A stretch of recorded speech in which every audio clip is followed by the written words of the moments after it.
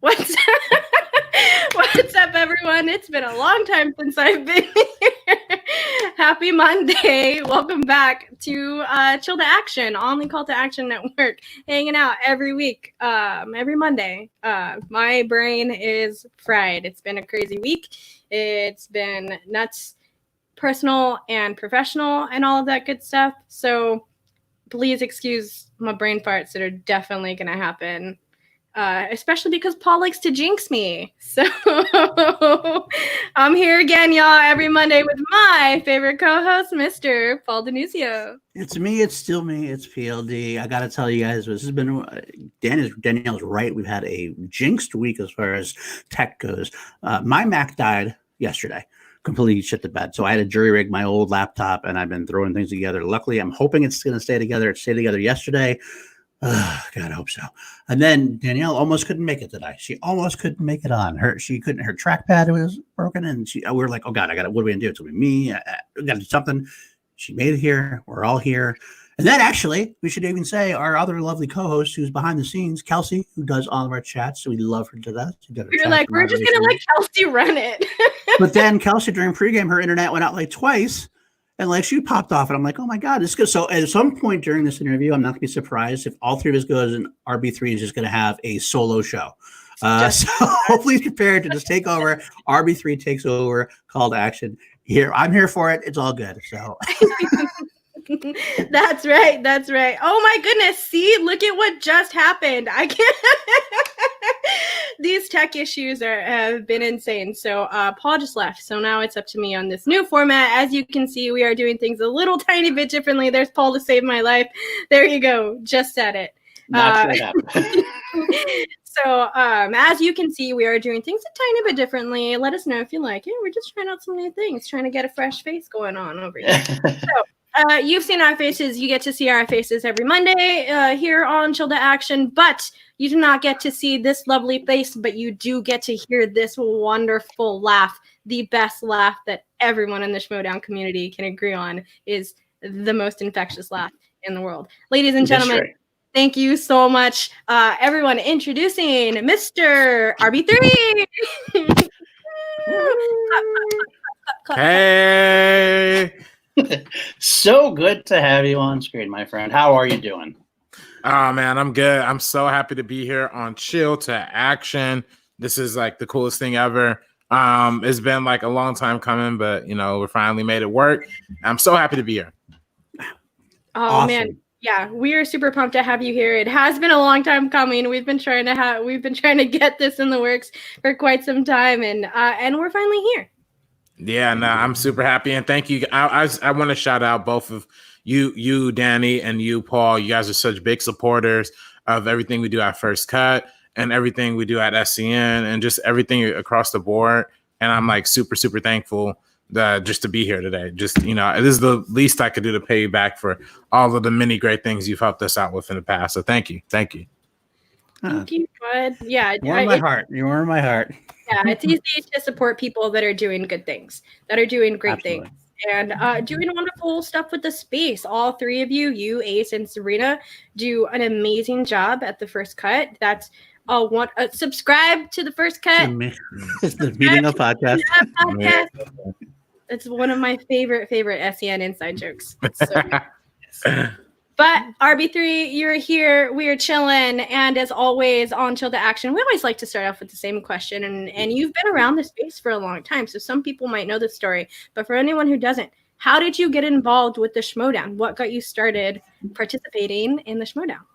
Yeah, well, I started working for Christian and Mark back for when it was the Schmoes Know movie show back in the day, back in 2016, in April, if I'm not mistaken. And then before that, I was already talking to Christian because I helped upload a lot of the old episodes of the Schmoes Know show back from phase 1 and phase 2 and phase 3 and helped re-upload them to the Schmoes Plus YouTube channel.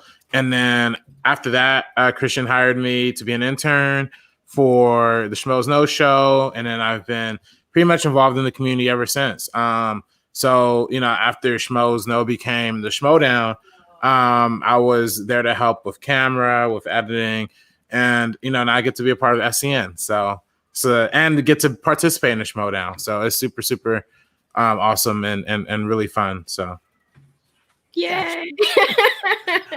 I do want to cut big real quick. I just want to let everybody know we didn't announce this. Kelsey said it in the chat that while this is not going to be any kind of fundraiser, we are going to still continue our donations. So we do have questions, which we usually do at the end of the show, questions from the chat. We do throw them in Streamlab or a super chat form. Anything we make will be pushed on to a worthy cause of Black Lives Matter. I'm not sure what that is yet. We just kind of did this at the last minute to figure out. We'll figure out a good one that we're going to send it to and move on from there. So do ask them in Streamlab or Super Chat because it's going to a better cause than just my pocket. So there you go.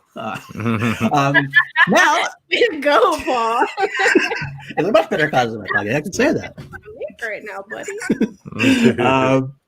I will, so we'll continue on from the SCN. So when you first got involved in the Schmo Down actually itself, you got to play some matches. Did you approach Christian about that, or did he approach you? How did that take place?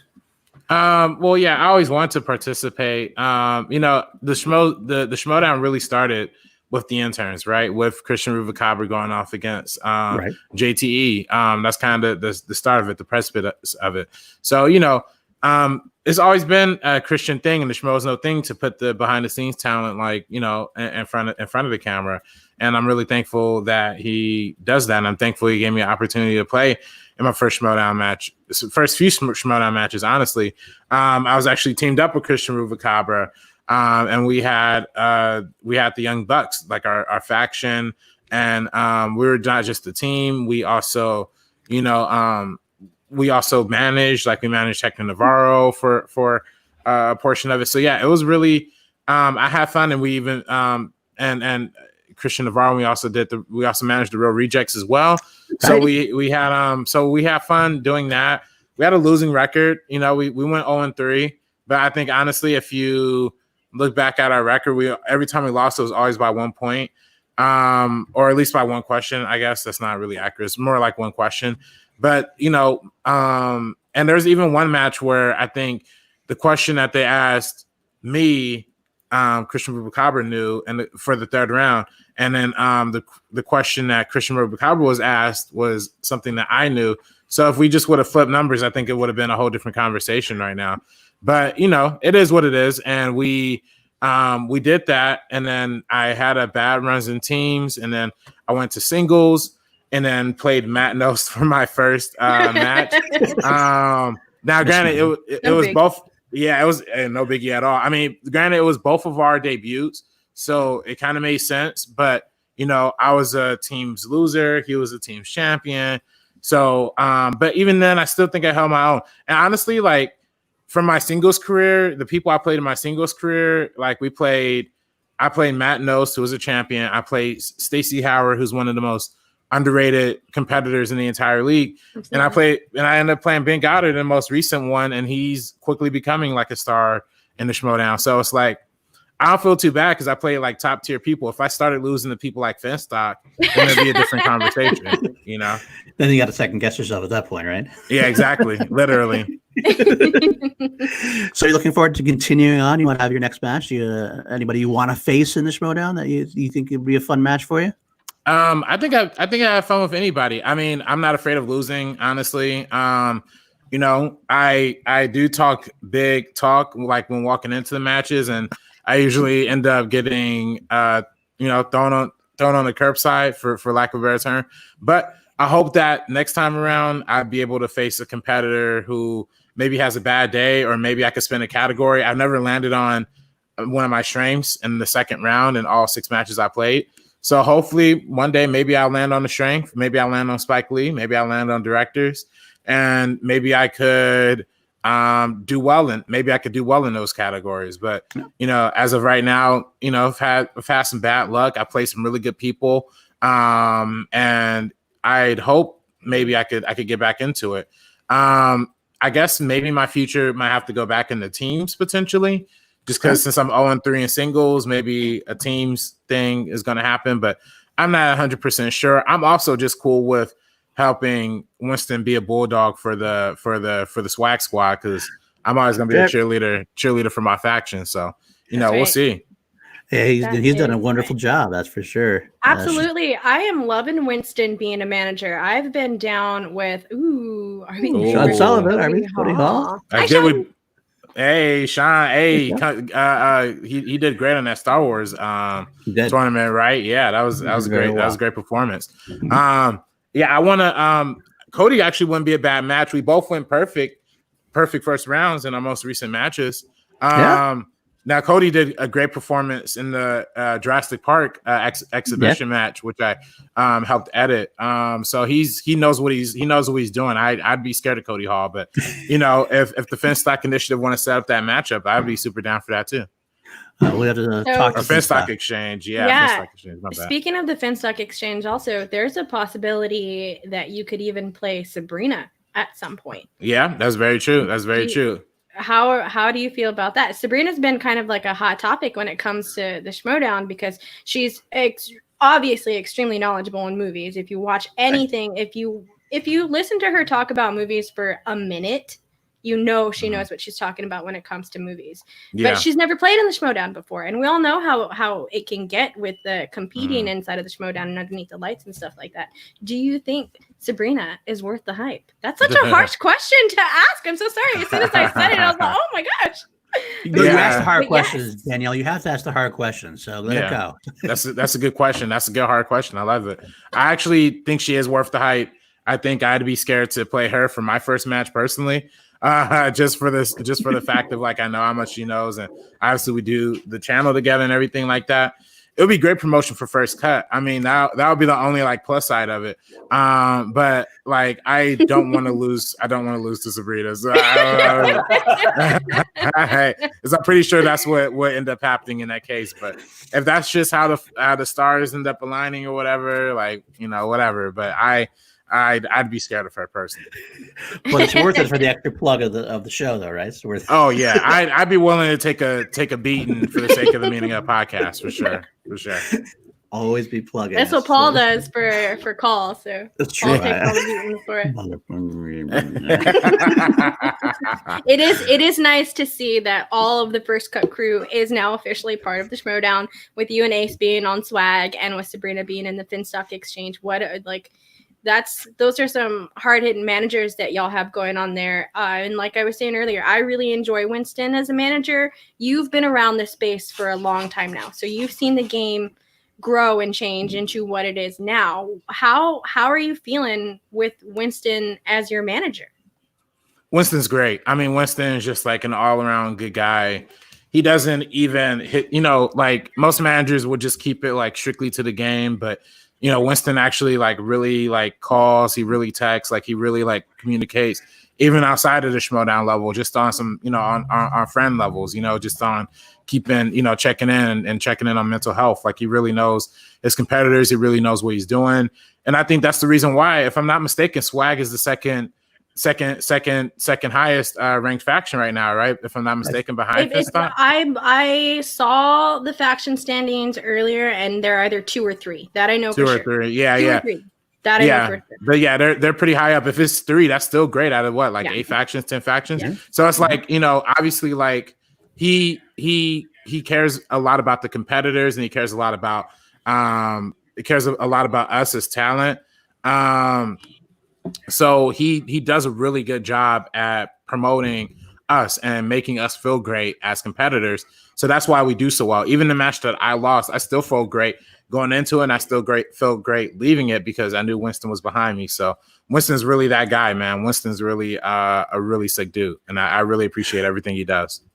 Yeah. It's obvious to see. I remember when he was first brought on as a manager, he only had he had his matches that he played in, and I wasn't so sure he knew the game very well but he came in. He's coming so hot, so strong. He's got the talent and the power. He's been a very, very surprising manager. I think he's up there right now for manager of the year. He's in that kind of category already with how well his team's developed. He's fantastic. So yeah, and has a top tier nose for talent too. I mean, look at Paulo Yama, one of my favorite guys just in the entire space. I mean, Paul is super, super smart. Lon Harris is super, super amazing and a super great faction mate. Chandru on the Inner Geekdom side, Andres on the Star Wars side. Literally, he got all types of people. Makuga, So literally this is probably the top tier faction that, we could look at. So you will say something. I know some people like Larry Payne in the chat who would argue that the Finstock exchange is more and stronger, but they're down in the chat. We're up here. We'll take that. Yeah, Larry. Yeah. Although he is giving credit. He's saying it. Hey, Larry. Shout out to Larry. Yeah, big shout out to Larry. Larry's great. Yeah, Larry is awesome. He's the one who actually helped us. Me and him got together over to help develop the idea of the fundraiser we did last week. It was me and to develop with Finstock Exchange and Finstock Initiative and the Lefty Schmo Down podcast. Oh, see. It's like when one goes the other. Like, I know that's. As long as there's one of us on here. Imagine if we both just popped off. That'd be amazing. Fun. Yeah, so big shout out to Larry again, like Paul was saying. Welcome back, Paul. Larry and Paul and everyone at the Finstock Initiative and the Let's Get Ready to Talk Schmo Down podcast are great.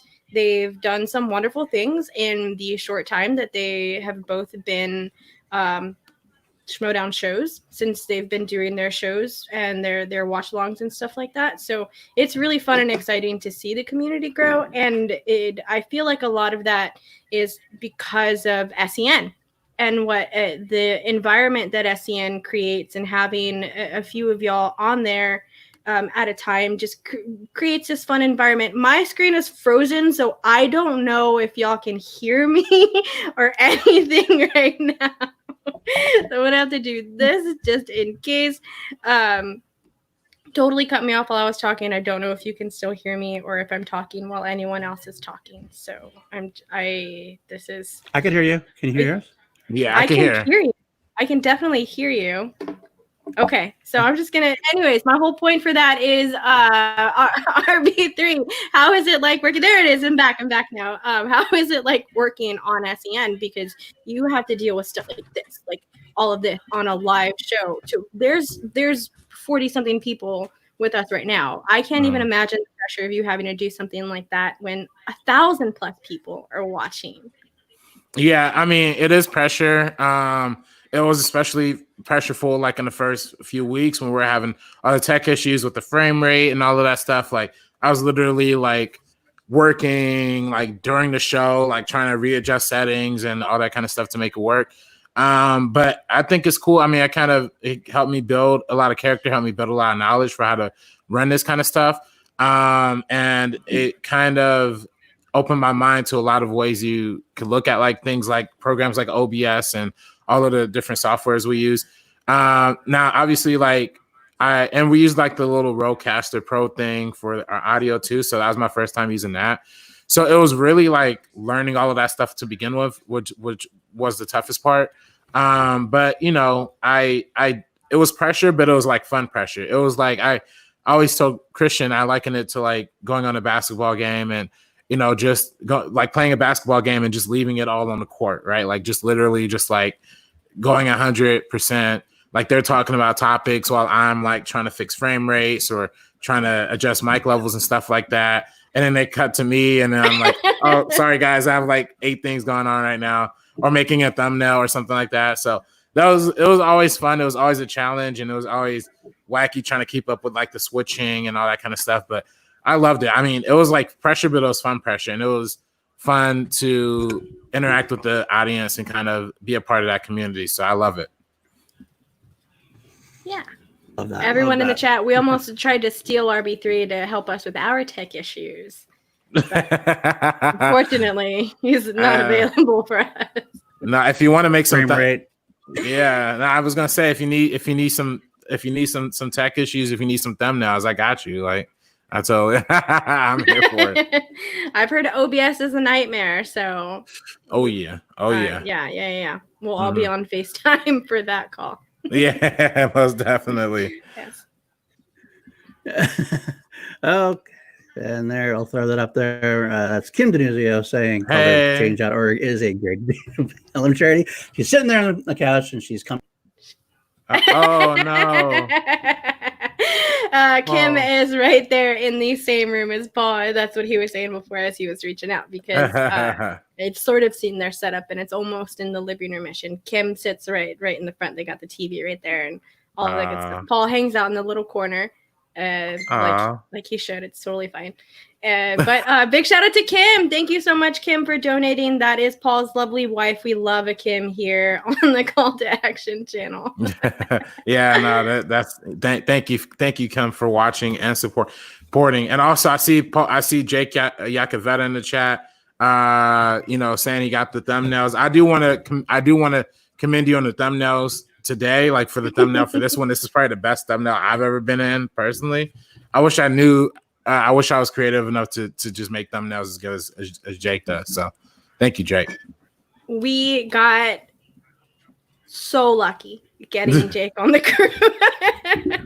Jake has been a godsend. So lucky to get Jake on the crew. I can't tell you how much he's done for us. But not even, this is just a Jake appreciation post right now, basically, but not even just when it comes to thumbnails and like the work side of it. Jake has been an amazing friend and a great shoulder to talk to.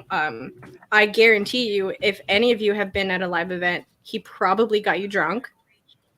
Yeah, he definitely did. He definitely did. Oh, yes.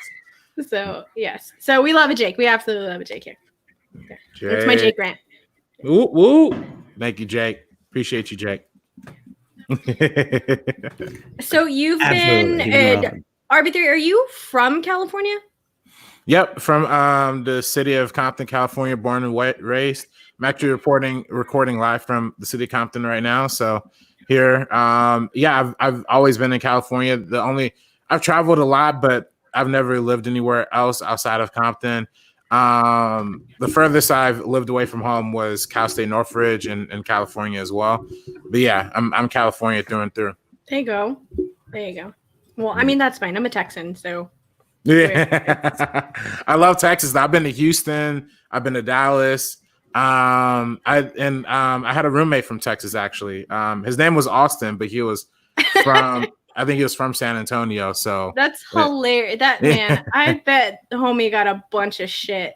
Yeah. Oh my gosh, I bet he got so much shit, especially like if he was living in California and then having to tell people that he's from Texas and his name is Austin. Oh man, I can't even imagine. That's got to be so much. So you've been in California for your entire life, all of that good stuff. What made you is there any instance in your life that made you decide that you wanted to go into the film industry? Yeah. Well, I've through my entire life, I've always loved movies. Like my mom watches a lot of movies, like a lot of rom-coms, and my grandma's always watched a lot of karate movies and action movies. So when I was a real little kid, I wanted to be an actor. I wanted to be an on-camera kind of talent.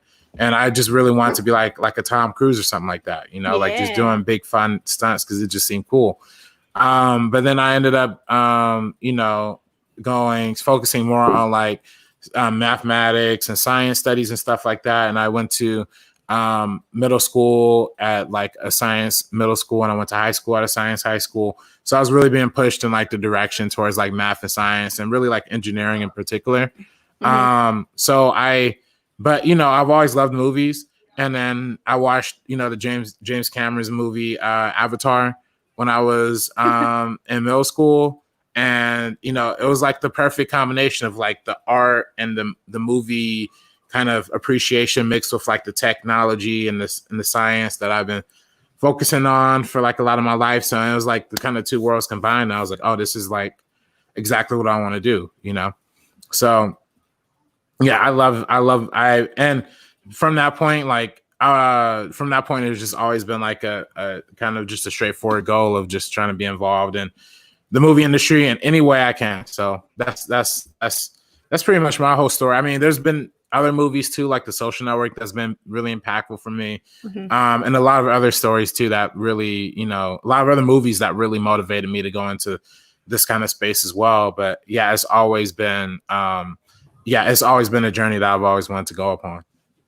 Nice. Very cool. So I love to look at people's strengths whenever Schmo Down wise, like what particular categories people consider their strengths. And one thing that's always like stood out to me from your strength are Stanley Kubrick movies. Yeah, yeah. I'm a huge Stanley Kubrick fan. For as problematic as the man was, I'm still a big fan of his movies. Do you have a favorite Stanley Kubrick movie? Do you have a favorite one? See, that's funny because I love them all for like very, very different reasons. Yes. It's almost tough because they all feel like Stanley Kubrick movies, but they all also feel like their own separate thing too. Mm-hmm. So for me personally, I'd probably say the one I've rewatched the most is probably The Shining. Yeah. Just because it's like the most like commercial one, I think, and then but I also love Full Metal Jacket. I also really, really love A Clockwork Orange. That might I might just say that one's my favorite. I probably say Clockwork Orange is my favorite. Yeah. Nice. A Clockwork Orange is the one that I can't revisit. Like I can go back and watch Full Metal Jacket. Like I have no problem watching that. Eyes Wide Shut, anything like that. But for whatever reason, A Clockwork Orange just is one of those movies that I just can't revisit. Same thing with like Requiem for a Dream. Like those are just movies that like I've seen, I appreciate, I absolutely love. Mm-hmm. But I don't think I could give it a second watch. Right. But I have seen Clockwork Orange a couple of times, and Paul and I were actually talking about Stanley Kubrick earlier, and Paul's never seen Barry Lyndon. And Barry Lyndon is a movie that I always try to push on people. It's slow, but it's beautiful. Like if you really want to like get a really good every single one of Kubrick's films are good examples of his cinematography, but I've always felt like Barry Lyndon has always kind of really hit it on the mark. And I was looking at the TMC thing on HBO Max, and I saw that Lolita was on there, and I've never seen Lolita before.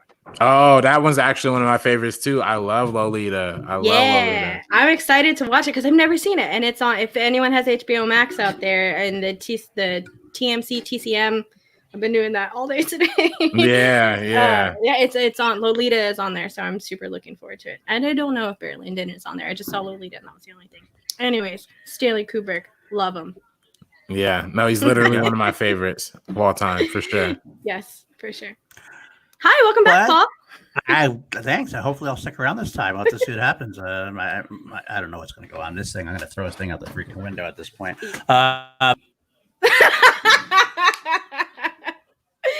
Oh no, that happened. That totally happened. Paul is throwing his old computer outside of the window. Paul is getting a new computer coming in tomorrow. So right. Probably won't happen. Whatever noise that was, it's Paul throwing his computer outside of the window. All right. Well, Paul is not coming back anytime soon. It looks like. I'm so sorry. I'm just double checking these private chats just to make sure everything is okay. RB3, you doing okay? I'm doing great. I'm Luke Skywalker and I get to be okay. Luke! Yeah. Hi, I'm Luke Skywalker and I'm back and I was looking for some Tashi converters. Just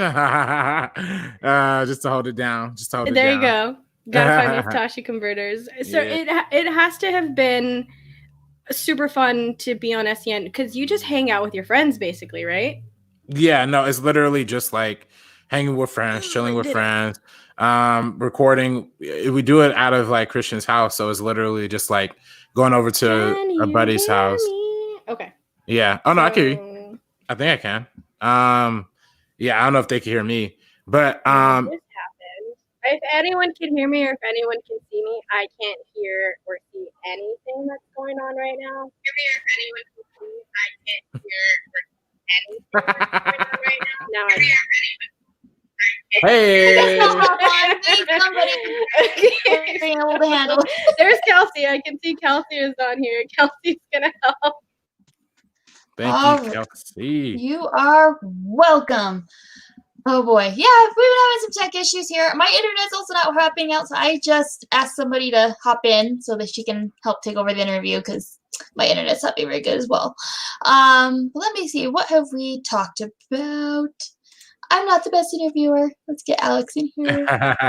Well, we're just talking about SCN. Like, How's it like being on there? And I think Danny might be frozen. Yeah. Out there.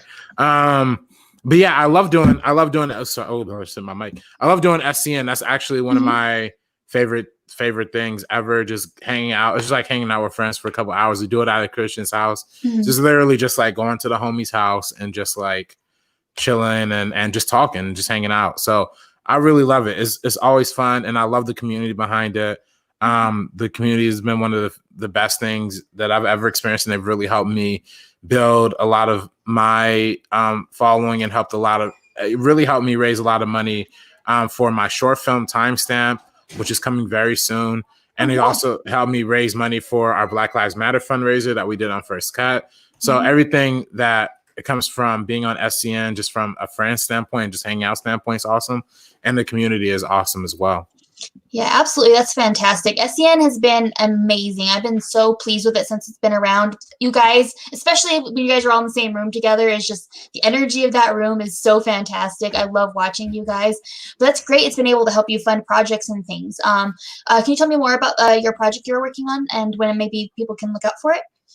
Yeah, Timestamp is the short film that we started working on a little over a year ago, and it's been we shot it last August. We raised the money on our Indiegogo for it last July, and we shot it in August. And it's been like a long post-production process because we have like a lot of visual effects, a lot of like sound mixing, a lot of sound editing. It would have been ideal to like see it like in the theater, and we actually are getting it mixed in like surround sound. So maybe one day when the theaters open back up, we could show it there somehow. We've been working on it. It's been really, really fun. I'm super excited for people to see it because Ken Knapsack is in it. Jay Washington is in it. A lot of great people are behind it. Mark Ellis is like an executive producer of it. So yeah, I really, really appreciate just everybody behind this project. I'm really excited for people to see it. That sounds absolutely fantastic. And that cast, oh my gosh, that a great people to work with. I mean, who else could you work with? It's like the greatest group ever. Danielle's back. Hey. Whoa. Sorry, but Kelsey killed it. Kelsey crushed that. Good job. Thanks. This is not my cup of tea. I'm not the best interviewer. I'm more of a just smile and nod and contribute to conversations person. But glad I could help. No, but I do love that. I love that idea. RBIII with your short films and stuff like that. That I caught some of it. I didn't get to catch all of it, but I did get to hear that cast. And woo!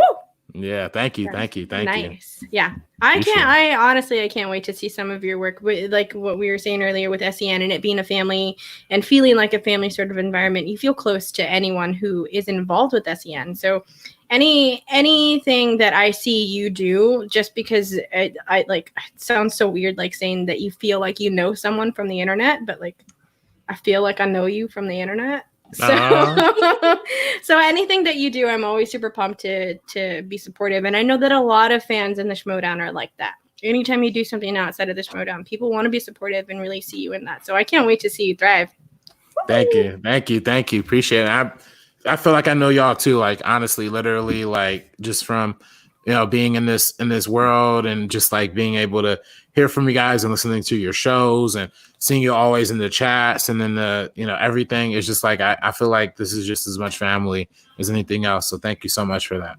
Yeah, that has to be really crazy to see the transition from like where the Schmoes Know podcast was to what the Schmo Down and what SEN is today. Like watching that growth had to have been crazy. Do you feel like that happened extremely fast, or do you feel like it was a well-paced time for y'all to get your feet wet, get into your groove and shoot the way that you guys have been? Yeah, I mean, it's been fun. I mean, we've went through different kind of, stages. Like I was there for kind of the end of the Schmoes Knows days where, they enjoyed doing the show, but, I could, you start to see that where Christian's mind was really more focused towards the Schmo Down and stuff like that. So, it was good to see, and I love the Schmoes Know show, and that's what I've always been familiar with, but it's always been good to see that transition from going from the podcast that talked about movies and movie reviews to going full on into this movie trivia competition thing, and it's different, it's fun, it's unique, and that's kind of the one thing that I really appreciate about it. Like, I even wrote a paper about it in college, how kind of almost like revolutionary it is that there's this YouTube show that kind of takes WWE and mixes it with movie trivia and just kind of smashes it together and then gives you this product that is, honestly, like very original, like super postmodern. Like, you really don't really get that kind of concept like from anywhere else. So it's really, really dope. It's really awesome. And I really love just being a part of it. That's great. Yeah. So thank you. And it's honestly crazy seeing how much Patreon support we get, like how much like Super Chat and Streamlabs support we get. How even the Schmo Down Patreon and the SDN Patreon are each individually like their own like kind of separate things that are really, really cool to see how much fans are passionate about this show and how much they're willing to support this show and support this brand. So it's really dope, and I love being I love being a part of it all around.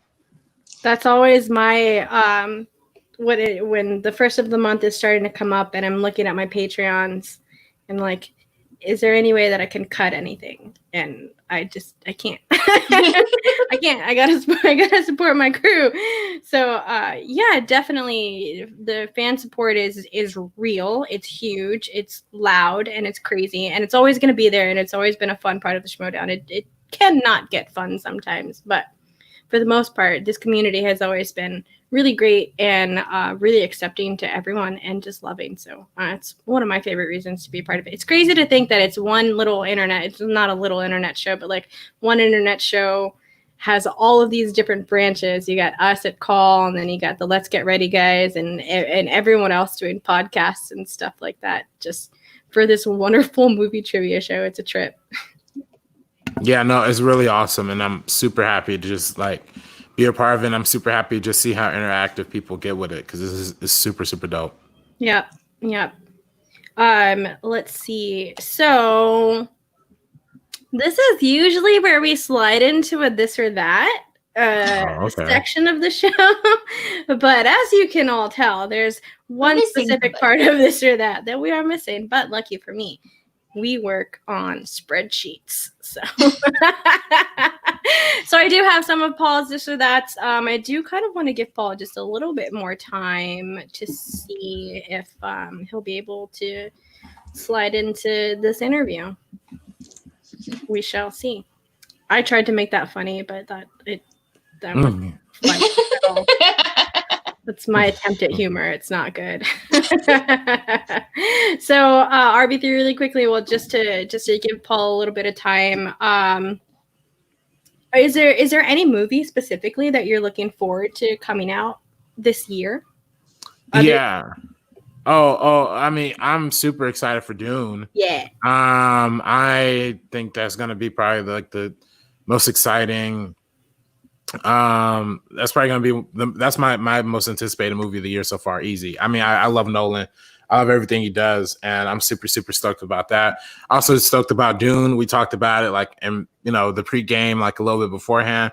I'm a huge Denis Villeneuve fan. Like, despite like Blade Runner or whatever, like I love like all of his other movies like so much. So I'm super, super excited for that. And then I'm actually really excited for the new Spike Lee movie, The Five Bloods, that is going to be coming out. I think it comes out Friday, but unfortunately Netflix just decided to like make me one of their like media people or whatever, so I get like early screenings for it. Ooh, so I actually get to watch it like tonight. Yeah, super exciting. I don't know if I'm supposed to like say that publicly or whatever, but who cares? I get to watch it, and I'm super excited about it. So I'm probably gonna watch it tonight right after this. Hey! We're gonna try this. We're just gonna try this out and see if the phone works any better. And hope it doesn't overheat. Can you hear all of us? I can, I think. Okay. Talk. I can hear everybody then. Perfect. Yay! Yeah. Y'all, sometimes I know that a few other channels do stuff on StreamYards, and what I have learned is sometimes if one person is on their phone, they might not be able to hear everything all the time. So if anyone has any problems with StreamYard with one person not being able to hear, if they're on their phone, it might just be that. So I've never been able to figure out how to fix it other than leaving and coming back, but that's there's your troubleshooting for today. Perfect. All right. Well, Paul, Thank you you, came in Kelsey. just in time. Oh, is it time for this or that? I It know. is. Yep. I know when I'm needed. So, without further ado, let's go right into this or that. If you've never seen this show before, well, I'm sorry this is your first show because this has been a technical nightmare. Hopefully, you'll stick with us. But if you've never seen the show before, I will give RB3 2 different items, and he can choose between them. He can either clarify himself, he can ask for clarification. It's really up to him. Hopefully some talking points. If you guys have any you want to throw in there, you can throw them in there. Super Chat, Stream Live, let us know. And we'll just go right from there. So let's just get right into it. Some of them are tailor-made for my guest. Some of them are someone we ask every week because that's just how we roll. The first one actually is a kind of fun one because this is one we ask every week. And there's only one right answer. And it's only one right answer.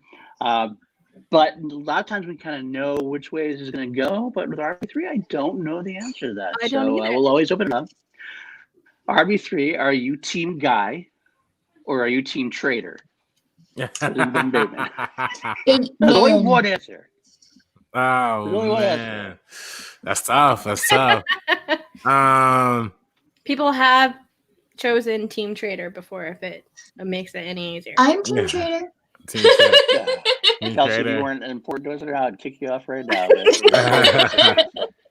Oh man, I'm probably just gonna go with I'm gonna be the unpopular opinion. I'm gonna go with Team Trader. I'm gonna go with Team Bateman on that phone.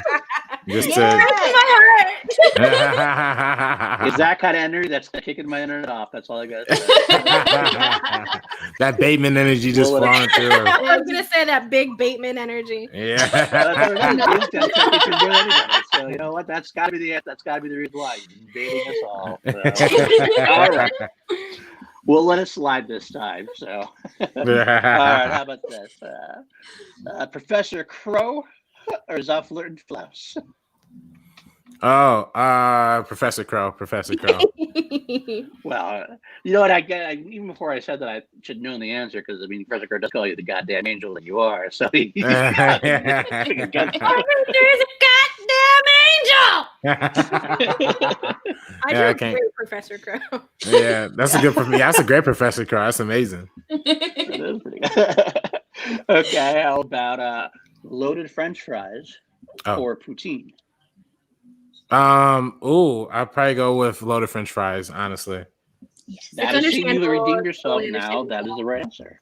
I'm the poutine girl on this pile. Oh, you like poutine? Okay. I do like okay. poutine. Gravy and cheese curds. Yes. Mm, But loaded I'm fries are scared to basically the same thing. They just have the extra ingredients. It's fine. yeah. Okay, how about Magic Johnson or Kobe? I gotta go Kobe on that one. R.I.P. That's just my generation, though. So That's definitely the way to go. I mean, as far as generational, you see it in person, it makes that much more of a difference. I was always a Larry Bird guy. That's who I grew up seeing. So that's yeah, my hair right there. I feel that. Let's see how about Yeah, go watch the meeting of's reviews on Why Can't I Think Last of It? Dance. Yeah, the Last Dance. Thank Last you. Dance. Yeah, those are all of that stuff was really good. I really enjoyed watching that with JTE. Yeah, with JTE and Mark Ellis on the last one. Yeah, that was great. Thank you. Yeah. Good stuff. How about Villeneuve or Nolan? Oh, we're just talking about Tenet and Doom. Yeah. Oh man, this is tough. I probably would just go with a slight edge for Nolan, only because of the simple fact that, of The Dark Knight and of Dunkirk. I love those movies like a lot. And I love Denis Villeneuve too, and I love Arrival a lot. Man, that's really tough, man. I don't know, but I'm just going with Nolan. Just a tiny edge. Do you feel like I love both, possibly and I Dune can could tell change your you- mind at some point? Sorry, Paul. Dune could change my mind. If Tenet sucks and Dune is amazing, then it'll definitely flip like easy. Now, if they're both amazing, it's still gonna be tight. So gotta see. That's the definition for me. It's the definition of why not both. But you Yeah. get it that way. Now, here's the thing. Well, I know you had this discussion on with your great interview with Josh Trank that came out. Theatrical versus VOD for, let's say, like not for the big movie like the Star Wars spectacle movies, but for more of the lower key movies. Would you rather see it in a theatrical experience still, or would you rather watch it on VOD? I would rather watch it in theaters, but I am pro VOD for anything, just because it gives more people more accessibility, especially if there's not a theater like nearby that plays, said indie movie. Especially here in Compton. In Compton, we don't even have a movie theater. So yeah, I probably still would rather see something in the theaters, but I am very pro VOD just across the board. So okay. That's fair, very fair. Let's see what else we got here. How about Danny Kosper, one of our podcast friend viewers on the Facebook's chats, and he's in one of our mods all the time. Does a lot of great work uploading our podcast to audio. We had one wanted to throw at you. He wanted to know Wu-Tang Clan or A Tribe Called Quest.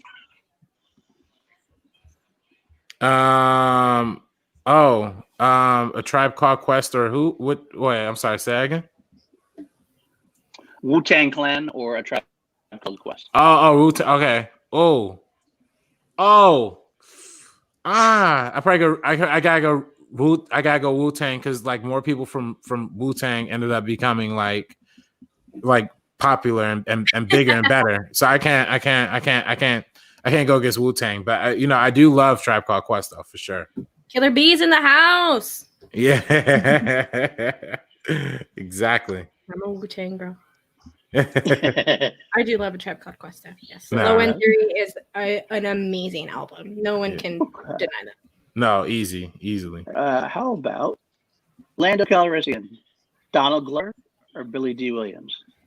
Oh, disrespectful. Yeah, that's I love my man Donald Glover, but I got to go with Billy D. Williams for sure. That's you got to show love to the OG, the classic. Yeah. And he's a great human being. Like I've read some stuff about him, and I've read his tweets and stuff, and he seems like a really cool dude. Yeah, no, most definitely. I mean, Donald Glover does too, but Billy D seems like the type of person who I could actually hang out with because I'm an old fart, really.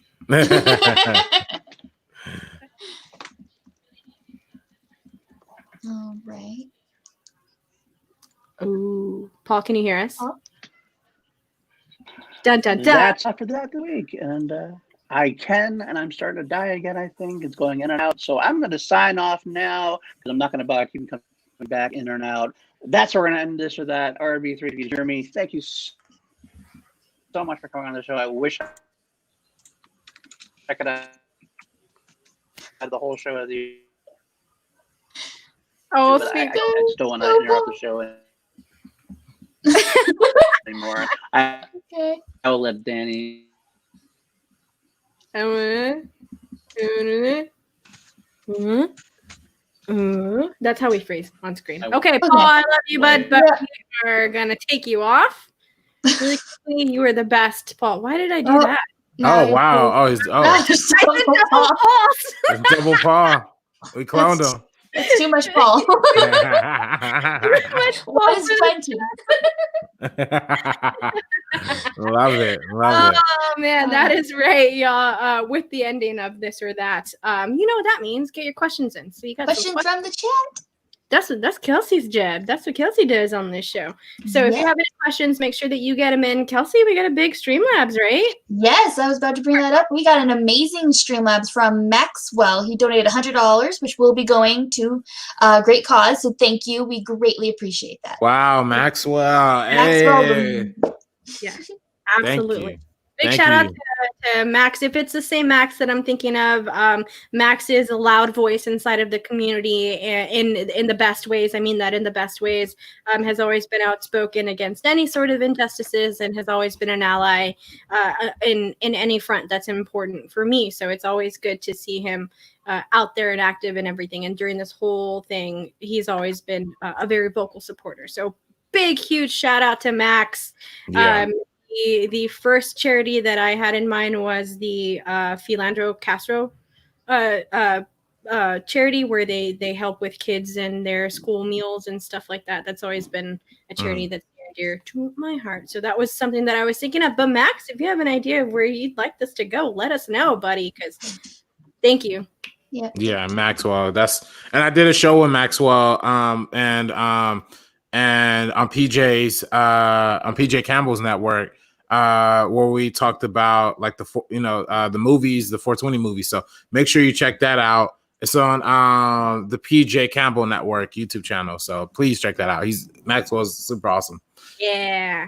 Yeah. And everything that they're doing at the PJ Campbell Network is great stuff over there. So please go and check them out. They do something like every single day of the week. So go and check them out over there because they have a lot of fun, entertaining content that's not Schmo Down related. So if you're feeling a little overwhelmed with Schmo Down and you want to see something that is movie related, then definitely go and check out the PJ Campbell Network because they're doing great stuff over there. Yeah. Yay. The problem with when I start talking is that I forget what I wanted to say before. So it is. I do remember now. You know why I remember? Because it was a 420 question. That's also why I forgot. So RB3, do you have a favorite stoner movie? Do I have a favorite? Oh man, this is tough because when we did the list, we had to just lay them all out, 10 through whatever. But I gotta go with Friday. Friday's always been my favorite. I grew up watching that as a kid. Like me and my moms used to watch that all the time. It's always been one of my favorites. And then and literally just continues to make me laugh to this day. So I really love Friday. Nice. Is it? It's always felt weird for me to say this, but now that because everyone's been watching Black cinema and getting into different movies and stuff like that. And Friday, I've always said, is like a family film in my house because all watch it. My brothers and I still quote it to each other to this day. We're on the phone talking and we'll say some stupid line. We still my brothers still make fun of me, call me Smokey, and do all other funny things. So is Friday a family film for you like that also? No, literally. And I think it is kind of a fun family film because for one, it's not really violent. There's really nothing bad that they fight at the end, but that's still a peaceful resolution. And then, there's not really any kind of sexual stuff in it. It's literally just comedy. It's just for laughs. And if you want to laugh, it's literally the perfect quotable movie. You could watch it during the day. You could watch it at night before you go to sleep. You could watch it literally whenever, whatever kind of mind state you're in. If you're really sad and you just want a fun movie, Fridays could be that too. So that's literally one of my favorite movies of all time. So I love Friday for sure. Awesome. Kelsey, did you get a chance to watch Friday? I watched Friday for the first time last week, and I had no idea how many famous references and quotes I've been hearing my entire life. I'm oh, it's from Friday. I now know. But it was super hilarious and funny, and I regret not watching it sooner because I probably I enjoyed it now, but I know my teenage self would have enjoyed it tenfold. So I really regret not watching it sooner.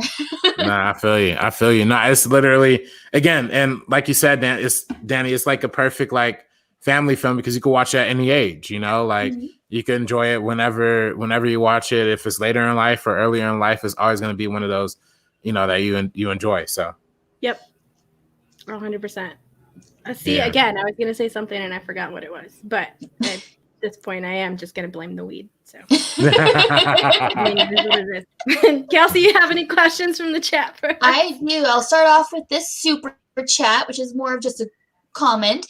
Great show, C2A, and thank you, RBT, for coming on and being who you are, a smart, talented, funny as F, good, kind-hearted young man who is wise beyond his years. That's from Haskell. Thank you, Haskell, man. Haskell's the guy. Hey, thank you for Haskell meeting you in New York, man.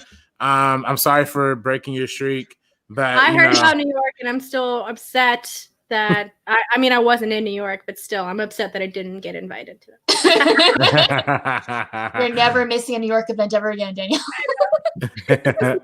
Yeah, that was my first time being in New York, and it was just dope. So thank you, Haskell, for being like a cool welcome there, and everybody who was in New York, just everybody. It was dope. All right, perfect. I do have a question from Dean Morgan. Who do you most model your directing style for your short films? Ooh, that's a good one. Oh, that's an interesting one. Well, that's funny because for the shorts, I don't really like the style that I kind of always envisioned for, and this is kind of bad to say, but I mean, it's not bad, but it just shows you what filmmaking is, right? Like I always envision a little bit of a grander thing. Like when I do short films, like a lot of times I'm like, oh, let's get this crazy shot right here and this and that and that. And then like when you actually start looking at like budgets and what you actually do have access to and what you don't have access to, it's like, oh, okay, let's not do that. Let's not do that. Let's not do that. Let's just point the camera. Let's just do that.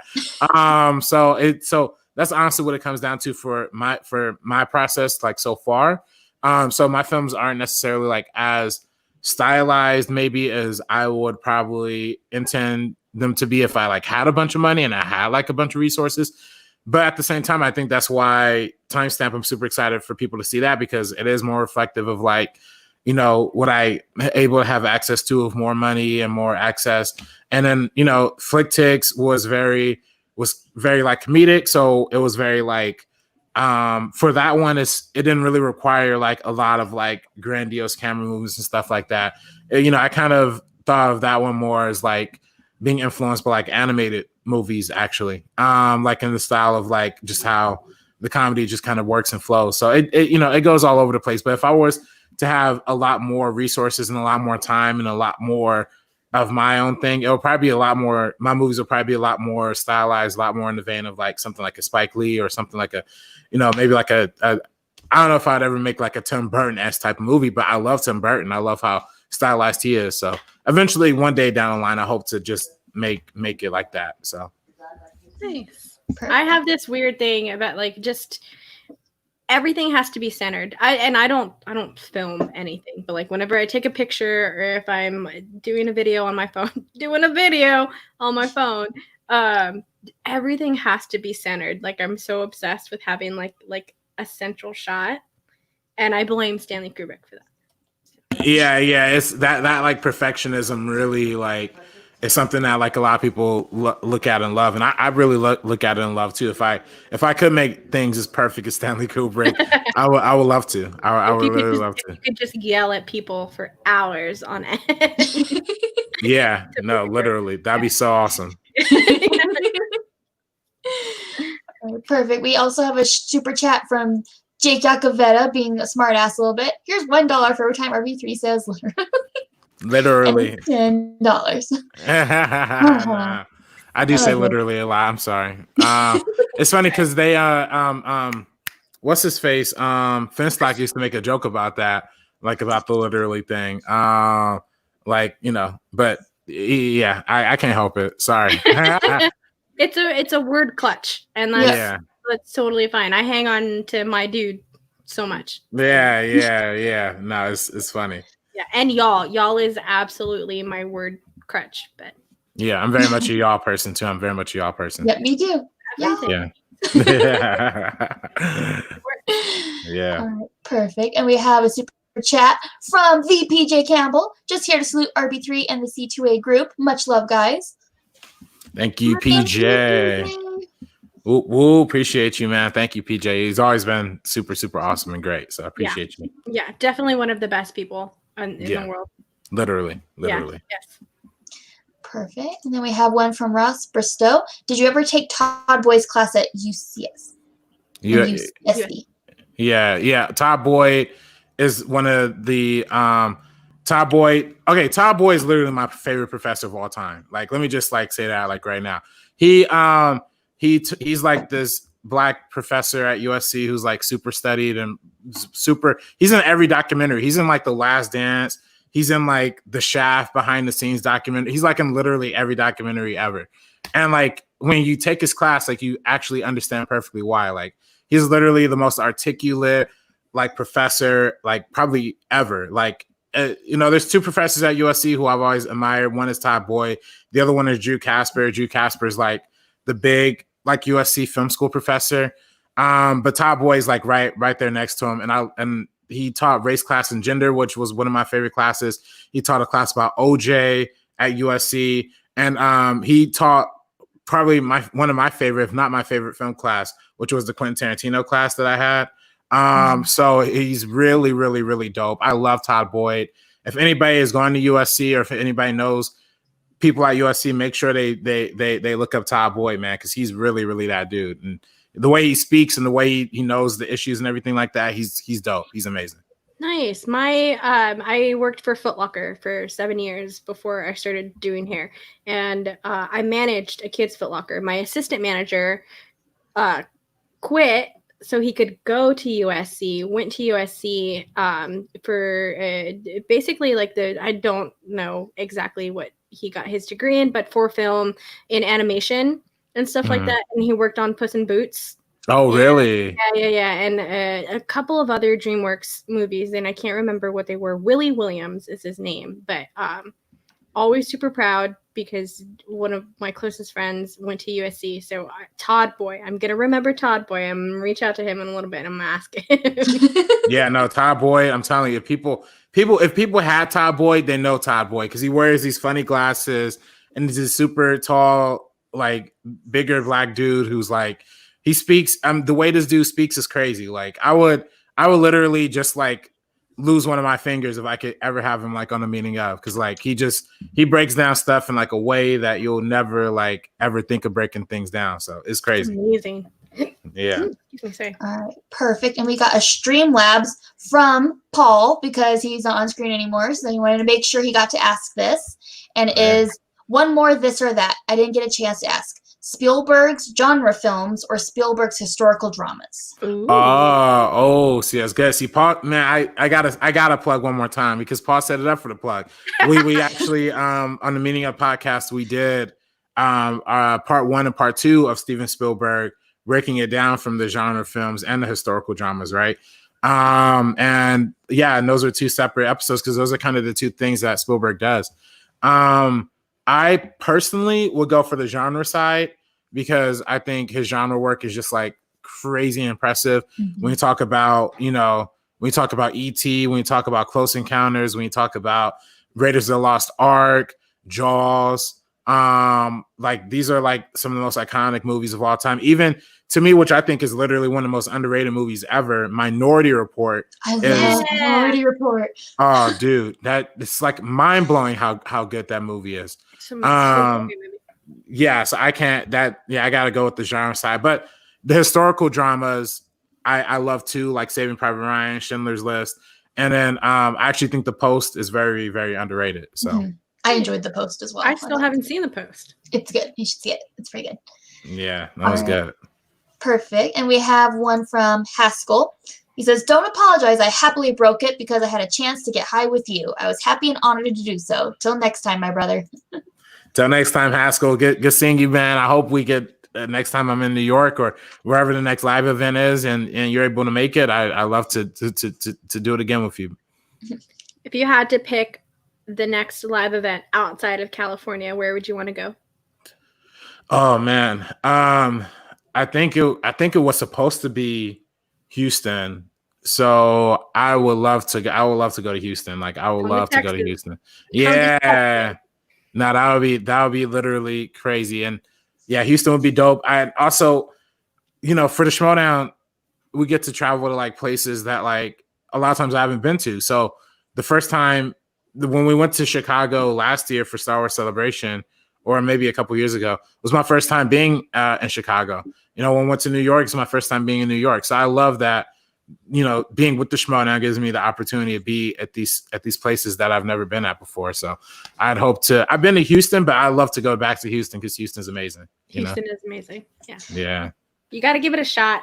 A lot of people that are from Texas, it's usually the least favorite city, but Yeah. It's Love just because it's crowded. There's a lot of people. That's all. Yeah. We'll drop Yeah. on it. It's literally, but it's so gorgeous. It really is. Oh my gosh. Perfect. And we have a Streamlabs from Jake again. And it's for $100 and says hashtag Black Lives Matter ... literally. Yes. Yes. Thank you, Literally. Literally. Jakey Yaks. Thank you, Jake. And then we have a donation from PC. It says, chill, you guys messed up. Y'all can't top RB3. Next guest will have to walk on water. That's a good one. A lot of pressure. A lot of pressure. I mean, I don't know. I'm not that good, but PC has always been the homie. So thank you, PC. Shout Really out to appreciate PC. that. PC is also another person whom I've never met actually in person before, but know throughout the chats and all of this stuff. And I still find it completely hilarious when people talk to PC in the chats and they reference her like as a guy just because it's PC and she doesn't have like an actual picture of herself on her avatar. So and then she's like, dude, I'm a girl.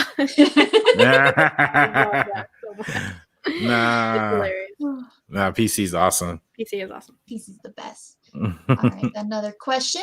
What was it like going to USC while working for the Schmoes? Oh, that's a great question. You know, I mean, this might not be like the most like happy answer, but I didn't just work for Schmoes like during my time at USC. I also did a lot of other things like side jobs, freelance, all that kind of stuff.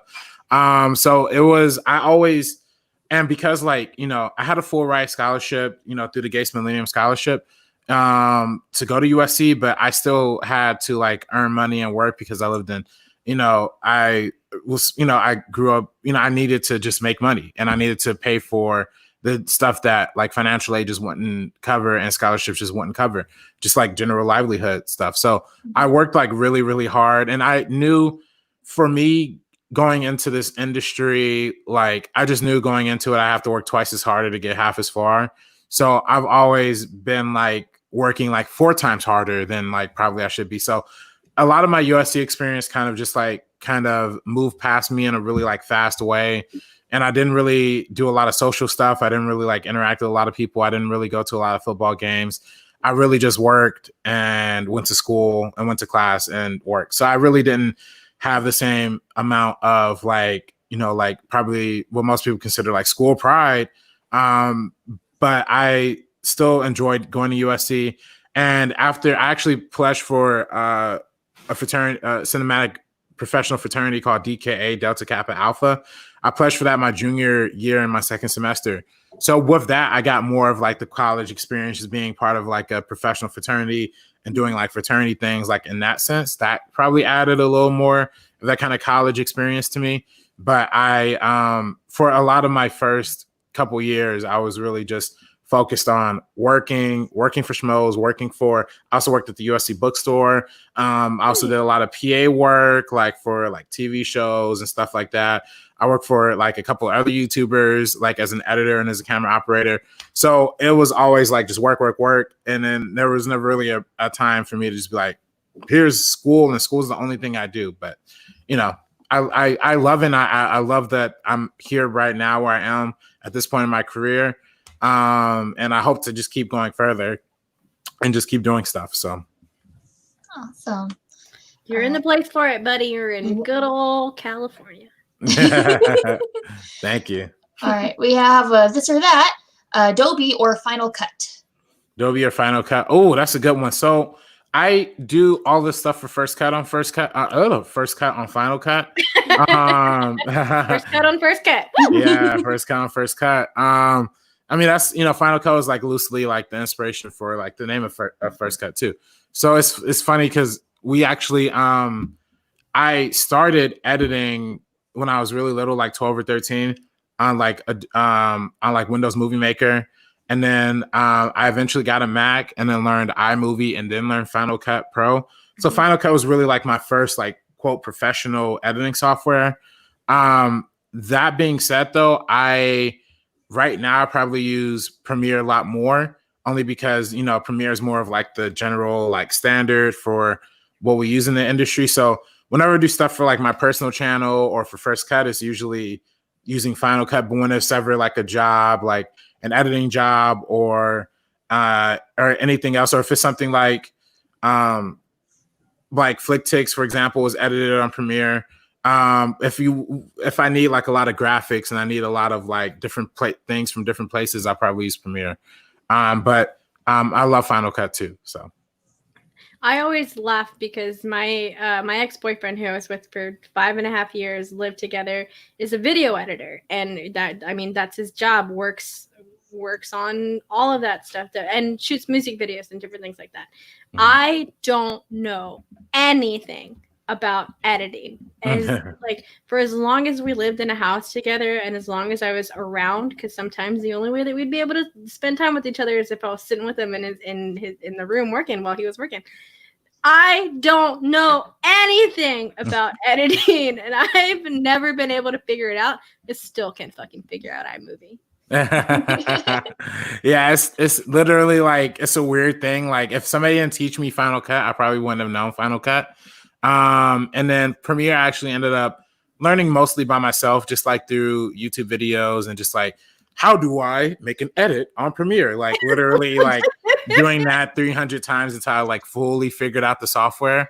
And then in film school, they teach you Avid, and Avid is supposed to be like the real like industry standard, what, you know, most people use in like the industry. And the more I do stuff and the more I actually work and the more I actually did timestamp, actually, the more I realized how vital kind of Avid is just for like every part of the process, like for sound mixing and all that kind of stuff. But that one's hard. That one's super, super hard. And I gotta, hopefully, you know, before the end of this quarantine, I could just like study up on Avid more and be able to know Avid to a point where I could just like use it just as easily as like the other two. But maybe one day. Man, I rely on YouTube so much. Like, yeah, I YouTube everything. Like, I don't Google anything. I YouTube it. Mm-hmm, mm-hmm. Have y'all heard of the disposal? How to fix it? No, exactly. Have y'all heard of the channel? Like, it's this man who basically teaches you how to do random everyday stuff, like how to unclog a train, how to change a tire, and it's something like Dad, How Do I think is what it's called. Yeah. Yeah, and so it's like his whole theme of it is for kids who didn't have a dad around growing up, to teach them all of these random small little things like that.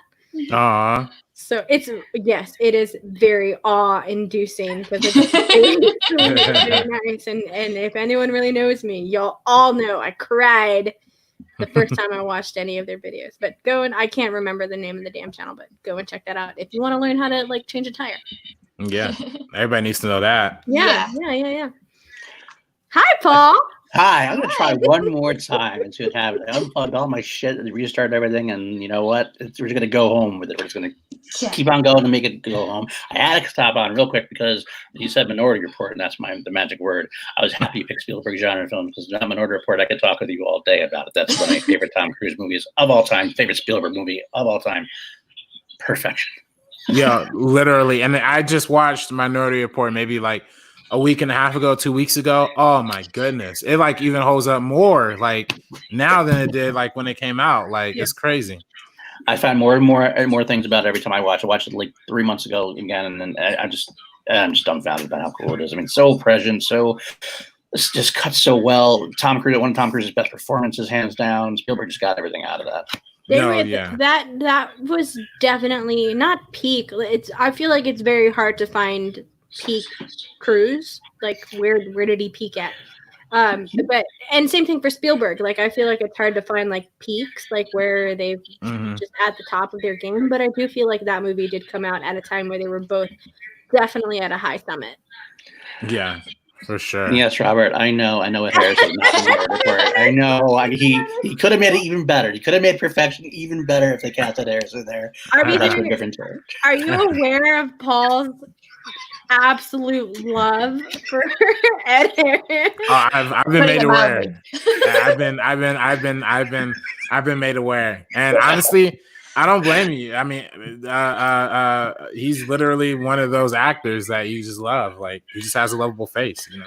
Well, it's ads. He adds something to every show, every movie he's in. He always makes it that much better. It's just perfect. Yeah, nobody will be talking about Westworld without Ed Harris. That's a fact. That's true. Yeah. There you go. Perfect. Awesome. we got a Streamlabs came in from Brandon Buck, donated, and if his question is, if you could choose one role in the filmmaking process to do for the rest of your career, what would it be? I.e., directing, camera work, writing, producing, editing, etc. For the rest of my career, I would love to direct. I would just love to direct. And as much as I love editing, and as much as I love the camera, and as much as I love doing tech stuff, I just like nothing makes me feel better than just being on set and just like being a part of the whole process. And just like, it's a lot, and it's definitely like stressful. And we shot timestamp in 3 days, and those are probably some of the most stressful 3 days I've ever had, like ever. But like it's stressful, but it's fun. And it's like, just being on set and collaborating and just throwing ideas out there and just talking is literally so cool and so fun. Just seeing the whole thing that you spend so much time writing and developing, being put, and being acted out is just awesome. So I love that part of it. Absolutely. Awesome. All right, we got another one from PJ Campbell. The Hate You Give will be available for free on all streaming platforms starting tomorrow. Just announced. Spread the word. Timely and an important film. I'm super excited to hear that because I was wanting to watch it and I couldn't find it somewhere. So I am so excited for that. Me too. And I feel like PJ posted a tweet saying that he was trying to find it and couldn't find it somewhere. Or it might not have been PJ, it might have been someone else, but I feel like I've seen that somewhere where someone was talking about The Hate You Give and just couldn't find the movie on anything. And to know that it's going to be for free on all of the platforms is amazing. Yeah, and they did the same thing with Salma as well, the Ava DuVernay film. So make sure everybody, if you haven't seen Salma, that's one of the greatest biopics of all time about Martin Luther King. The only Martin Luther King biopic that's ever been made, actually, which is weird. But I love that movie. Everybody has to check that one out, and it's for free on all rental sites and all streaming too. So Salma and The Hate You Give, absolute must watches for sure. I made my mom sit and watch 13. Yeah, I made her watch that movie. There's my mom is older. A lot of us, I'm sure we feel like our parents aren't necessarily understanding a lot of what's going on in the same sort of way, because my mom is just like one of those blind followers. Like, this is who's supposed to be in charge. This is who I'm supposed to follow. That's just how the rules go. So trying to break someone out of that weird mind bend has been rough. But 13th was so very well done. And so, done so tastefully in a way that it's easy for everyone to digest. It clicked and it helped and it made sense, and it did so much more than I could talking to my mom. Like, as much as I know and I've been out there and all of that stuff, I couldn't articulate what 13th did for my mom. So yeah, that's sweet, and that's the power. That's also like one of the big reasons why I want to be in movies, and why I love things like the Schmo Down, because movies are really impactful. They really tell stories and can relate to people in ways that like is unseen. And it's great. Like reading a book is great. Listening to a podcast is great. Like like doing all these other ways to like gain information, but movies is just so universal. It's so easy to communicate, like just from watching something and listening to like all these perspectives and all these stories. So that's why I just think movies are so impactful, and why I think they should always be held on a pedestal of like prestige, Yeah, so I love that. And that's awesome that you say about 13th, because that's an amazing documentary right there. Yeah, it's great. So if you haven't checked it out, go and watch it, please. And if people want an episode of TV to watch, I just gotta shout this out real quick. I literally I've been binge watching The Fresh Prince with my mom since it's on HBO Max now. And episode 6 of The Fresh Prince of season 1, I totally forgot about this. It's all about when Will and Carlton get pulled over by the police and they get thrown in jail, and then Carlton's just like, oh, like, we're just driving, like whatever, and they get discriminated against. And it's the whole lesson of like what police brutality and discrimination and what the whole protest out there is all about right now. So if people really want that perspective from like, you know, a TV show and a TV comedy that's really easy to digest and really understand what's going on, watch that episode because that is such a good like reflection of the actual conflict that's going on like in the community right now.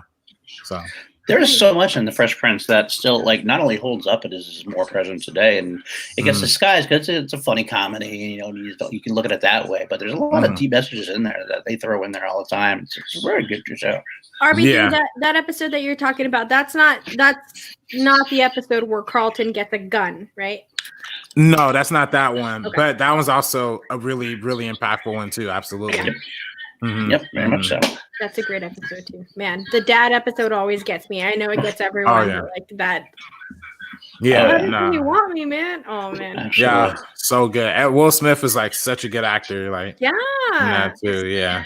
Very much love so. We have a question in the chat for Paul, actually, from Kaiser. Have you moved since yesterday? No. I've been here Sunday night. I moved once. I did have to go make myself a pastrami sandwich. Then I came back, and I'm ready to go for this one. So thanks for Kaiser for noticing, as always. Kaiser. I think that's the last question I see. They do disappear after a while, so if I did not get to your questions, please quickly send them in so I can see them because they probably did vanish while we were discussing another one. Oh, I found a question.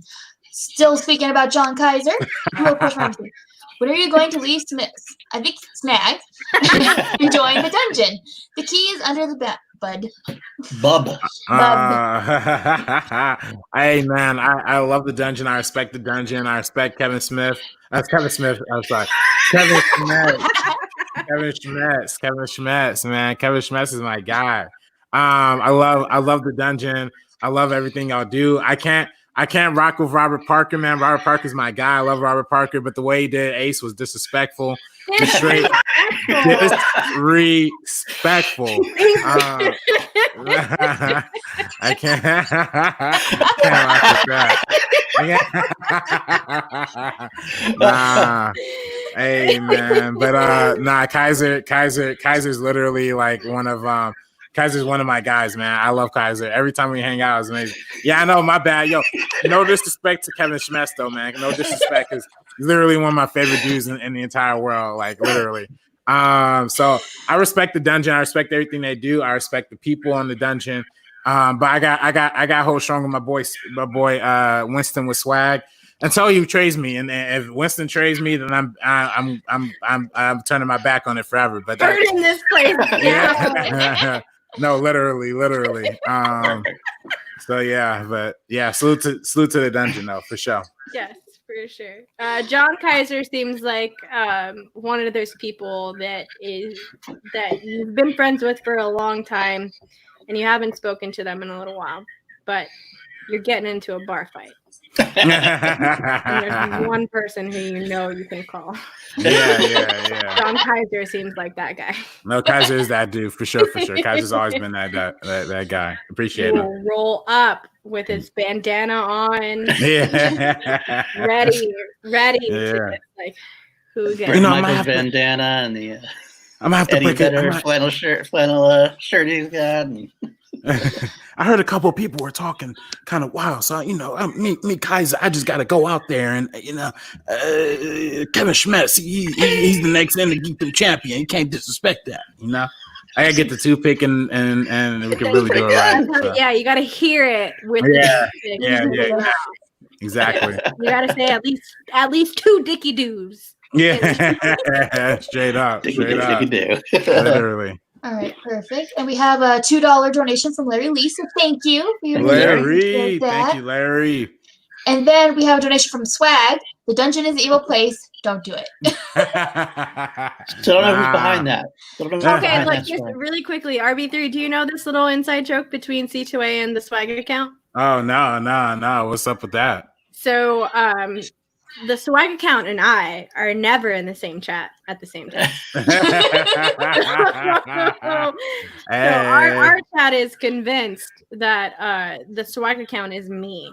And I can neither confirm nor deny that, but Boo, I think we found him. Hey, there you go. think that was a solid Kaiser impression. Janine, yo, It salute was to just- Janine. Gives Janine's seal of approval. It can't go better Thank than you. that.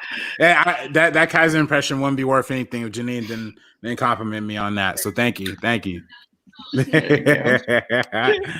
speaking of all the good people, we have all the good people in here right now. Janine's the best. No, literally so awesome. Love Janine.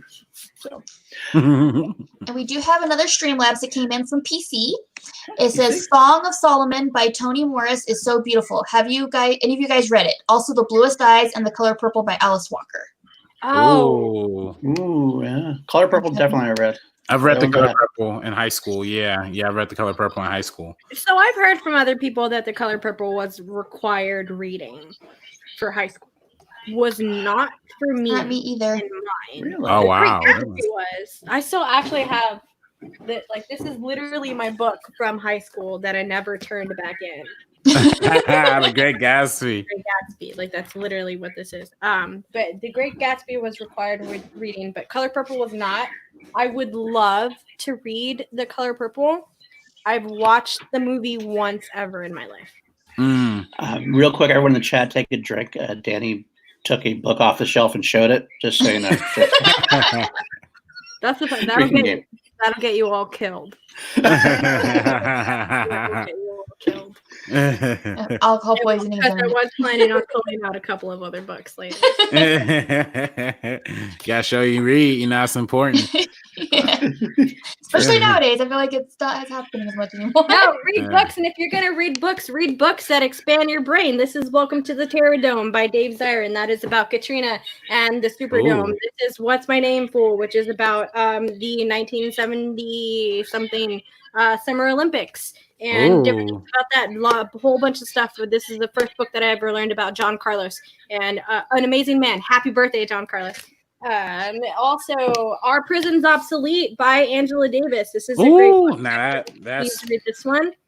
This is one of my favorite books to read. This is definitely something anyone who is getting ready to be a little bit more active in their political life. This is definitely a book that I absolutely recommend 100%. Floodlines is also a really great book. This is about New Orleans after Katrina. I was obsessed with it for a little while. That's a really great book. This is a book also that I have, When Chicken Heads Come Home to Roost. This is, God dang it. Yes, especially when it comes to books. Hip Hop Feminist Breaks It Down. So this is kind of what it gets into. It gets into feminism and hip hop and the different things about that. If you ever want to know more about feminism, there's 10 million other more books on this bookshelf for that.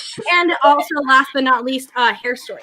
Hair Story is one of my absolute favorite books. This is about Black culture and Black hair. I'm a hairdresser, and untangling the roots of Black hair in America. This is a wonderful, absolutely wonderful book that you can get your hands on that just dives a little bit more into culture and representation and what hair really means to people and what hair means to culture. So this is definitely one of my favorite books. Also, a movie that you can watch is the Chris Rock movie. I believe it's called Hair. It's called Good Hair. Good Hair. I know that movie. Yeah. That documentary came out like a decade ago, and it speaks volumes to this day about how people just feel about themselves and the type of industry that we have to deal with in America and stuff like that and different stuff. So if you can go find Good Hair by Chris Rock, go and watch it. If you can find any of that Danny Reed, any of those books, definitely go for it. And there's plenty more. And there's a lot of other recommendations that I can get for you. So if you want to find some books to read, just let me know. Okay. Those are all great recommendations. Yeah, we got a super chat.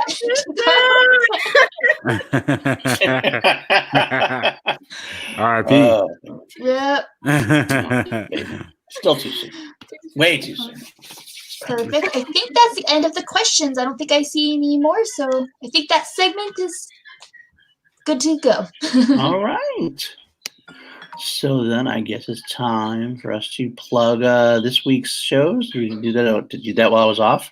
We did No, not. I didn't. All right. No. Well, I'll plug Shill because I'm not sure I should put anything else. But we got the next couple of weeks at Shill have been planned out. as always, we try to work ahead. Next week, we're going to be having on the one and only Barbarian. Craig Gainer is going to be on Chilled Action for the first time. Looking really forward to that. The week after that, we have on. Let me make sure I get this right. I want to make sure I don't have the right week. I want to put the wrong person in the wrong week. So maybe double check, make sure I have it all set. Yep, okay. The week after that, we have Laura Kelly, fresh off her big Star Wars win. That's going to be lots of fun because you know how much I love talking Star Wars. So that's going to be a fun episode for me. I'm just going to be here like this the whole time. Danielle's going to not talk. I'm actually just going to find a way to talk about Lost Guys. I'm just going to find a way to talk about Lost Guys. Then we have a week off, or not a week off, we have a week that's not scheduled yet, but the week after that, we are rescheduling our Sabrina Ramirez episode of Chill, which was going to happen last Monday. So she's going to come on, and we're going to have a great time with her. So that's how Chill's going, guys. And then we will officially have the first cut trifecta. That's right. We've had Ace, we've had RB3, and now we'll have Sabrina. It's all good. Yeah. No, literally, that's, again, salute to y'all for having us here, and y'all have been such awesome supporters and followers, and just like literally just I can't underestimate how much help you guys have helped us out with First Cut and how much you guys have done for the Schmo Down community in general. And I just want to say thank you, and I appreciate you. And whatever other call to action show I'm needed for, if it's Schmo Bates or anything else, I'm super happy to partake, and I'm here for it. So thank you. Well, thank you. Very much appreciated. There's always a space on the panel for you if you ever want. Thank you. And Schmo Bates, speaking of Schmo Bates this week, has it been scheduled yet? I think it's being scheduled for a different day, but I haven't heard a confirmation, but we will let you know when we have a confirmation. It is going to be, the next match is going to be Billy Belford, our own Billy Belford, the loudmouth from Houston, as we call him, versus the Beast, William Bibiani. That's the next match. That should be a fun one. And like I said, actually last night, what I said last night is that they're both going to start talking, and it's going to be an amazing talk fest. Let's put it that way. So, while we're here, real quick, we got another super chat. Danielle, the chat. RB3 drink White Claws like the rest of the CTV crew. He loves reading. At least we do know that it's not RB3. Like, we can deduct that from it. We still literally don't know who does it. Like, that's been like the tinfoil theory, is that it's me. We still don't know who does it. Still don't know. I mean, who knows? Maybe it's Winston himself. You never know. It could be. Could be. So I actually don't, but my boy Cade is a huge fan. So salute to him. He's been trying to put me onto that game for a long time, and I haven't been peeped, but everybody else is on it. So onto the White Claw game. Yeah, exactly. Yeah, it's the secret to it is to just ignore the taste. There's a lot of them. 5. And then after your 5th one, you're gonna be fine. Yeah, for sure. You're gonna be just fine. Right. So that's our plugs for the week for the network. So, Danielle. I am good. Kelsey, is there anything else going on? Nope, just live will be on Sunday as usual, so we will see when. It will be a very jam-packed episode because we got a lot of matches to talk about, and it might be a longer one than usual, up to see, but just be prepared. That's true. We had like 5 matches to talk about this week. We got a lot to talk about. We do. RB3, do you have any super predictions for? I don't want to give away spoilers for the Adam Lavick match and Barbarian match from today. Sorry. But do you have a favorite for the Inner Geekdom tournament and the Star Wars tournament? Well, I always gotta back my swag squad for Andres for the Star Wars tournament. I think he has the potential to take it all the way. I know he has Ken Knapsack coming up next, so that's gonna be a tough hill to overcome. But I know my guy Andres, he's been literally studying so hard. He's been working hard. He's trying to prove himself. He didn't think he got a fair shot with that Inner Geekdom match. So he's really trying to show where he's at in the Star Wars land. And there's literally nobody I know who knows more than Star Wars than him. You know, maybe second to Alex Damon, but I think you can still give Alex Damon a run for his money too, and that's being real. So I'm hoping that he shows out. He's gonna take on Ken Knapsack. I think he's gonna win, and I think he's gonna take this tournament on to the next level. So I'm super excited for people to see that. I'm excited for people, and I'm also for the inner geekdom side. I'm gonna go Adam Havoc. Adam's been a friend of mine for a long, long time. He's super cool, super cool dude, and he's been involved in the league for a long time. So I really, I'm rooting for him too. And it's tough. I'm going back to Ace for a second, but it's tough for me to go against Ken because Ken is not just like literally the former Star Wars champion, but he's also the star of Flick Takes and Timestamp coming up. So they're both my guys, and I honestly will be happy if either of them won. But, you know, just for the sake of repping swag and repping First Cut, I got to go with Andres on that one. So, yeah. So Andres and Adam Havoc are the two I'd probably go for. Okay, cool. Nice. Sounds like fun. Yeah. All right. Well, why don't we? I guess we're to wrap it up then, Danielle. Right? It's about time. And no more questions. We're all good to go. RB3? Why don't you plug all your meaning of life and everything you can? This is your time. Plug it all. Plug it all. Okay, so I obviously have First Cut, our YouTube channel. That is, you know, where we have all of our movie reviews. We just posted a review for the movie The Lounge. That's up on our channel, and we also did an interview with Josh Trank that, you know, is going, you know, got a lot of coverage for some reason.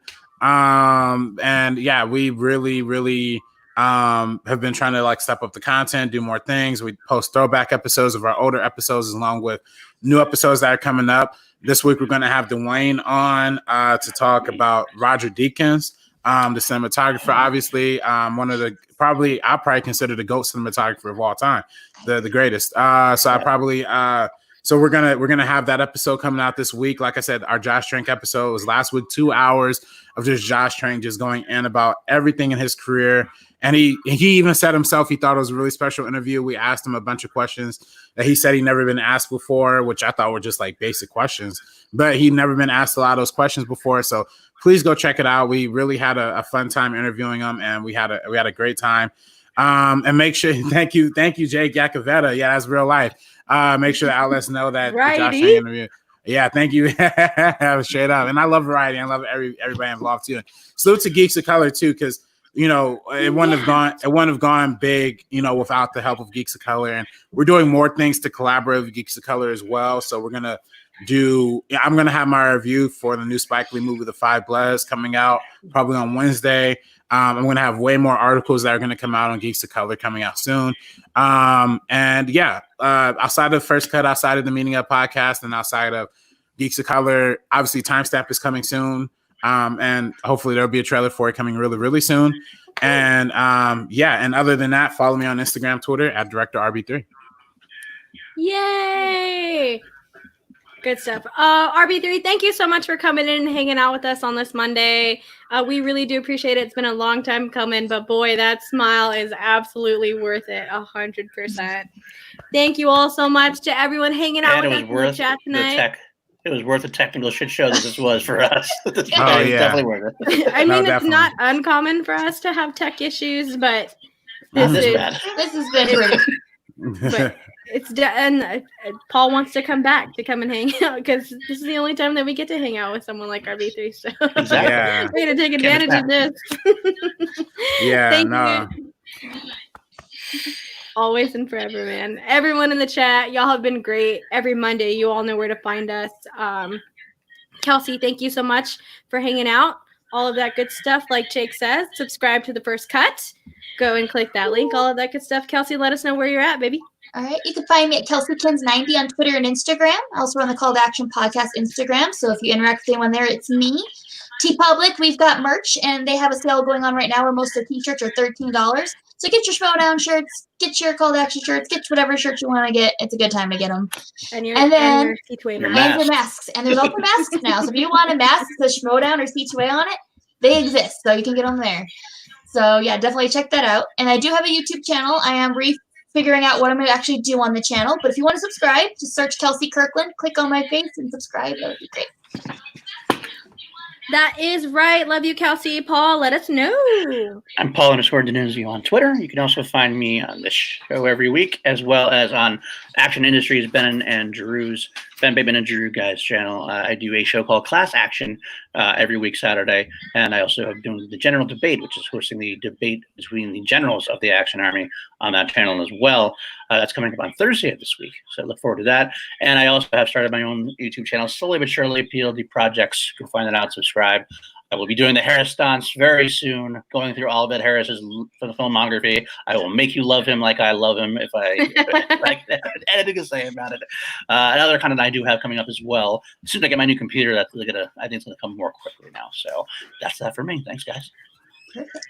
Yeah, you know me, y'all. It's your girl, Danny Joy here. You can find me on Twitter at Danny Joy. It's usually right here. It's not there right now. But you can find me on Twitter at Danny Joy, DANIEEJOY. And I know I've been saying it for months and months and months now, but my channel will be up and running very soon. I have like 6 chapters left for Lost Stars, and I'm going to be doing a show called The Padawan Chronicles, where I go and I review Star Wars books.